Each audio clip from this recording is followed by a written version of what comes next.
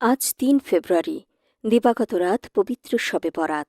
হিজরি সনের ১৪ শাবান রাত লাইলাতুল মুবারাকা বা বরকতময় এক পবিত্র রজনী। মহান আল্লাহ রাব্বুল আলামিন এ রাতে বান্দাদের জন্য অশেষ রহমতের দরজা খুলে দেন।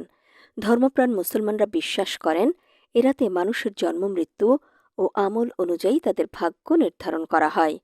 তাই মুসলিম বিশ্বে পবিত্র এ রাতটি সৌভাগ্য রজনী হিসেবে পালিত হয়ে থাকে।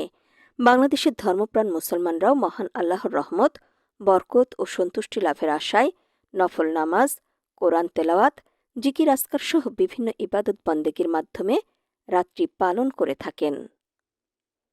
শবে বরাত শব্দটি ফার্সি থেকে বাংলায় এসেছে। ফার্সিতে শব অর্থ রাত, বরাত অর্থ সৌভাগ্য।